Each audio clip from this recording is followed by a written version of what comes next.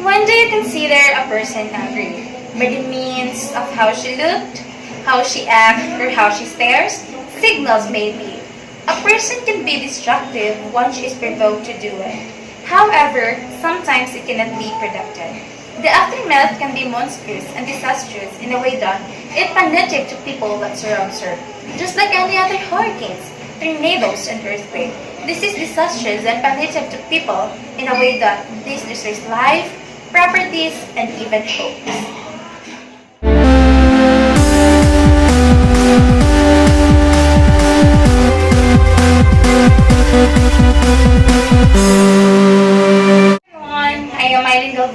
And my speech is all about how do hurricane, tornadoes, and earthquake develops. When a natural disaster is a major adverse event resulting from natural processes of the earth. Let me start first with the hurricane. According to the database, she defined hurricane as a giant spiraling tropical storm that can pack wind speeds over 160 miles an hour and unleash 2.4 trillion gallons of rain a day. The Atlantic Ocean's hurricane season peaks from mid-August to late October and averages 5 to 6 hurricanes per year. 90% of hurricane death result came from storm surges. With hurricanes being as powerful as they are, it is not surprising that upon landfall, they cause damage and destruction. Even when the hurricane has yet to make landfall, its effects can be dangerous. However, most of the damage caused to man and nature occur as a hurricane makes landfall. Hurricanes are the most violent storms on Earth.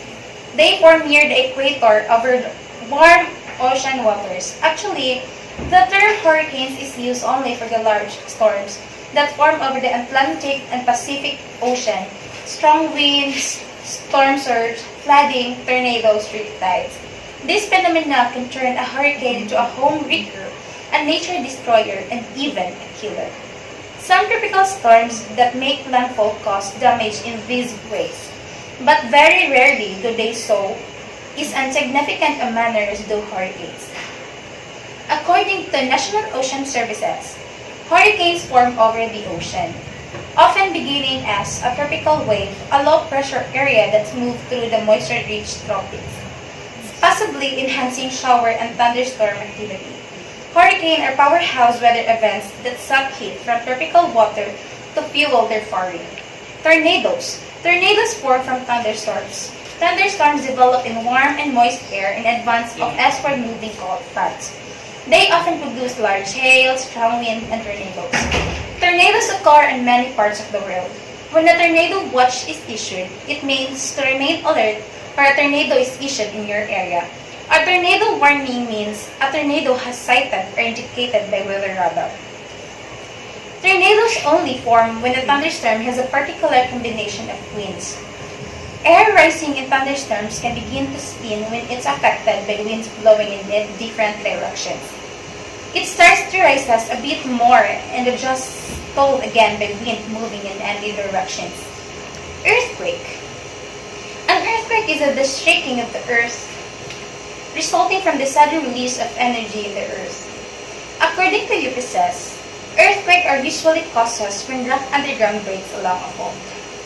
This sudden release of energy causing the seismic waves that make the ground shake. When two blocks of rock or two plates are rubbing against each other, they stick a little, but they don't just lie smoothly. The rock catch each other. The rock are still pushing against each other, but not moving. After a while, rocks break because of all the pressure that builds up. When rocks break, earthquake occurs.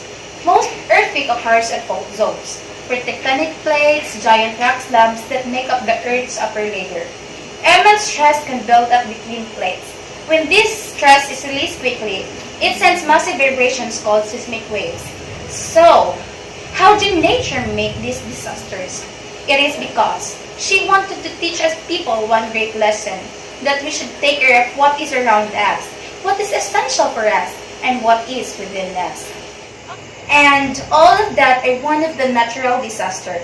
Yes, we cannot prevent natural disaster, but through taking good care of them, we can preserve it for the next generation. And again, I am Mylene Galvan, and I thank you.